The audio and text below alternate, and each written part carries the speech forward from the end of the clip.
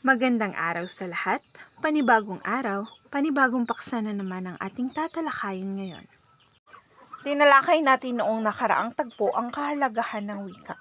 Meron pa ba kayong mga katanungan hinggil sa natalakay nating paksa?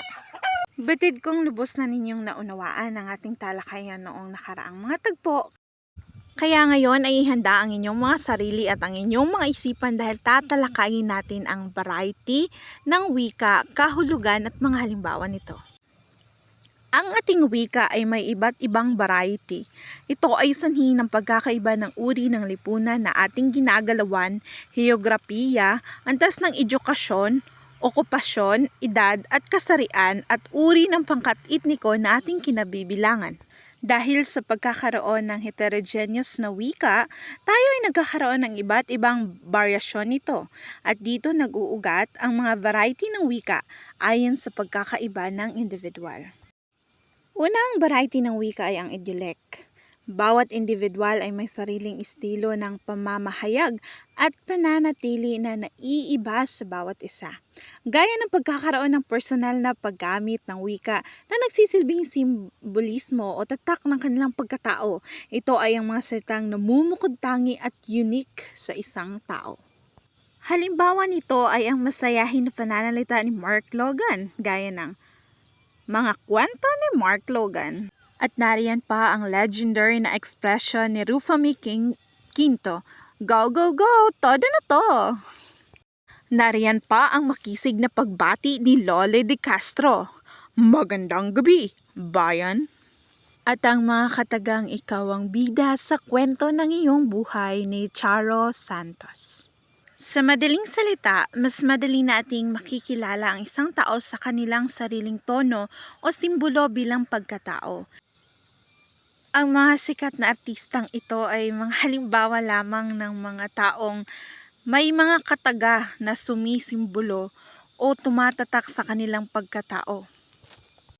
Ang pangalawang variety naman ng wika ay ang dialect. Ito ay variety ng wika na nalilikha ng dimensyong hierographikal. Ito ang salitang gamit ng mga tao ayon sa partikular na rehiyon o lalawigan na kanilang kinabibilangan. Tayo ay may iba't ibang uri ng wikang panrehiyon na kung tawagin ay wikain. Mayroong tatlong uri ng dialect. Ito ay ang dialect na heograpiko batay sa espasyo, dialect na tempura batay sa panahon, at ang dialect na sosyal batay sa katayuan. Halimbawa ng dialect, ito sa Tagalog, bakit? Batangas, bakit ga? Bataan, bakit a? Ilocos, bakit ngay? At Pangasinan, bakit e? At sa Tagalog naman ay nalilito ako at sa Bisaya ay nalilibog ako. Sa iba't ibang rehiyon ay may mga iba't ibang pananalita na madalas ay nauudyok ng hindi pagkakaunawaan, kaya mahalagang pag-aralan natin ang iba't ibang variety ng wika gaya ng dialect upang mas bukas ang ating isipan sa pagkakaiba ng wika. Ngayon naman ay tatalakayin natin ang sociolect, na minsan ay tinatawag na socialect.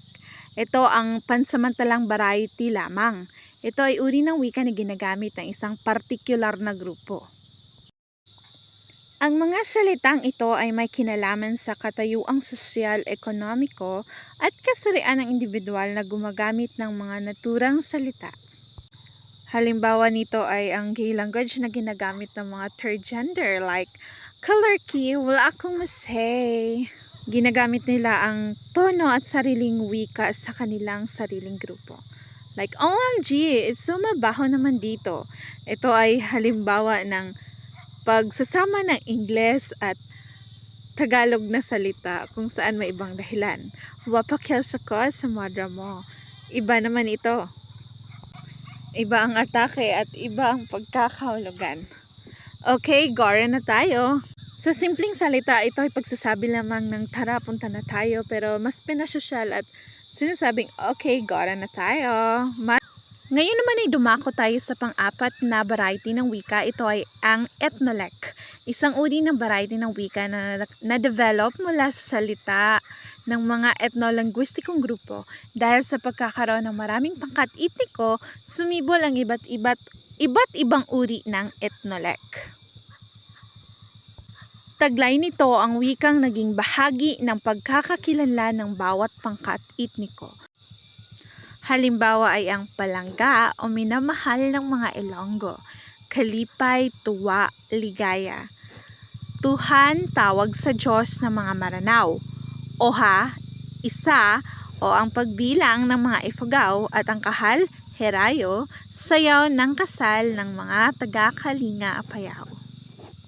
Dahil hindi naman lingid sa kaalaman natin na ang Pilipinas ay binubuo ng iba't ibang mga pangkat etniko at ang mga napapabilang sa mga pangkat na iyon ay gumagamit din ng mga salitang kanila kung saan mas lalo nilang mauunawaan ng isa't isa at nang sa gayon ay ang komunikasyon ay mas mapabilis sa kanilang mga pangkat at ang pagkakanawaan at pagkakaisa ang magtataguyod sa pag-unlad ng kanilang pangkat etniko.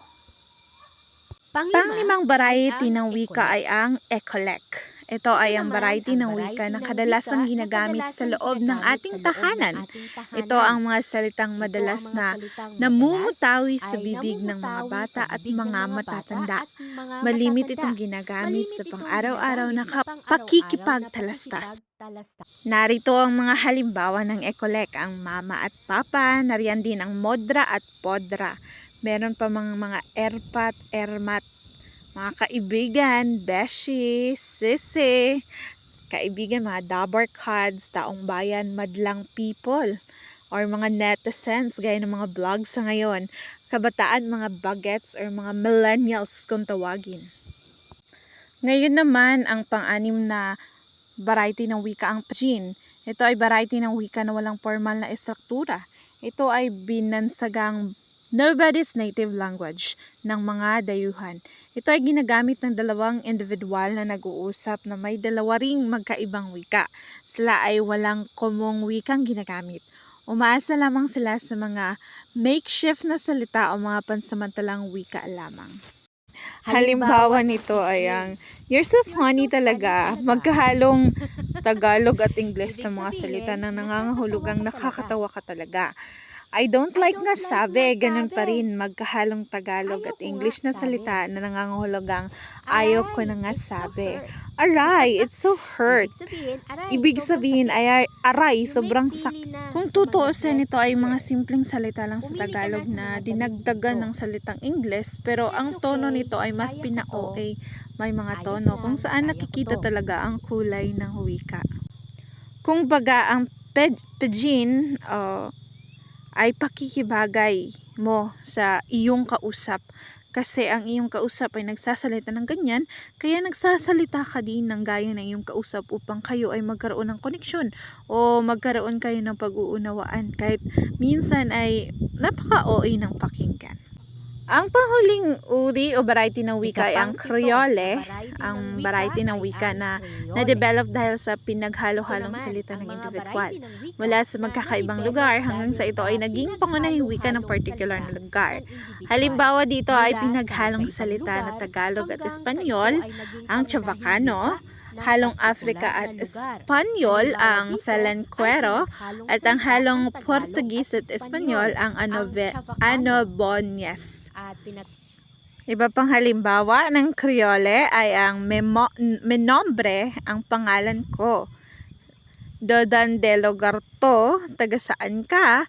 Buenos dias, magandang umaga. Buenas tardes, magandang hapon. Buenas noches, magandang gabi, at idagdag natin ang annyeonghaseyo na pinakasikat sa Korea, ang pagsabi ng hello. Narito na tayo sa pangwalong variety ng wika, ang register.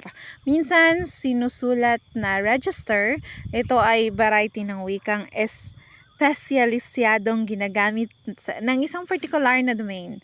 Ito ay may tatlong uri ng dimension. Ito ay ang field o larangan. Ang layunin at paksa nito ay naaayon sa larangan ng mga taong gumagamit ito, gaya ng mga doktor at iba pang mga professional na ginagamit ang wika para sa pakikipagkomunikasyon. Ang mood o modo ay ang paraan kung paano isinasagawa ang uri ng komunikasyon. Gaya halimbawa na isinasagawa ito sa mga video calls at iba pang mga conferences. Tenor, ito ay naaayon sa relasyon ng mga nag-uusap. Narito ang ilang halimbawa ng register. Ito ay ang mga salitang jejemon, mga salitang binabaliktad kagaya halimbawa ng lodi o idol. Mga salita sa text, mga salitang ginagamit ng mga iba't ibang professional gaya ng mga doktor. At dito na nagtatapos ang ating talakayan. Muli, ako si Teacher Mel at naway marami kayong natututunan sa ating talakayan ngayon. Paalam!